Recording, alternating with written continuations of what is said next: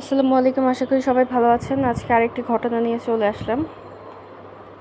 ঘটনাটি হচ্ছে মৌলভীবাজারের ঘটনা, মৌলভীবাজারের শ্রীমঙ্গলের ঘটনা। তো এই মেয়েটিকে 4 বছর আগে তার স্বামী বিয়ে করে। মেয়েটার নাম হচ্ছে শিল্পী। তো বিয়ের এক পর্যায়ে, তার বিয়ের পরপরই তাদের মধ্যে সবসময় ঝামেলা লেগেই থাকতো। মানে তাদের মধ্যে কোনো ভালো সম্পর্ক ছিল না। তারপরে পারিবারিকভাবে একটা সালিশ বসে এবং সালিশে তাদেরকে আলাদা থাকতে বলে।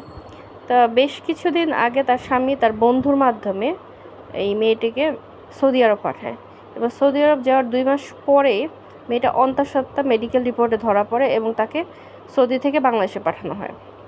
তো বাংলাদেশে আসার পরেই তো স্বামীর সাথে তার কথা কাটাকাটির এক পর্যায়ে তার স্বামী তাকে গলায় বটি দিয়ে, বুঝতেই পারছেন কি বললাম, তো এইভাবে তাকে মেরে ফেলে এবং মেরে ফেলে এক পর্যায়ে সে তার স্বামীও থানাতে যেয়ে নিজেকে আত্মসমর্পণ করে।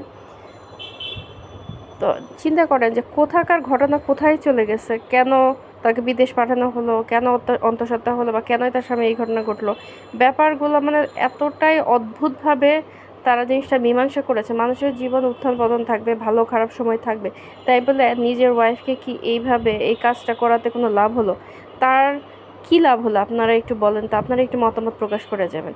তার স্ত্রীকে মেরে ফেলে সে কি খুব ভালো থাকবে ভবিষ্যতে, বা তার লাইফটা কি আরও উন্নত হলো, বা ভালো কোনো অবস্থানে যেতে পারলো? নাকি পারিবারিকভাবে বসে ব্যাপারটা আরেকটু সমাধান করা দরকার ছিল?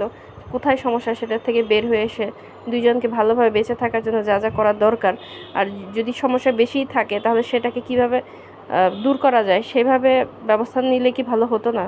কাজে এই ধরনের উল্টাপাল্টা চিন্তা থেকে অবশ্যই দূরে থাকবেন, অপরাধমূলক চিন্তা থেকে দূরে থাকবেন। জীবন একটাই, তারা নষ্ট করার জন্য আমরা এই পৃথিবীতে আসি নাই, অবশ্যই ভালো কিছু করার জন্য দুনিয়াতে এসেছি।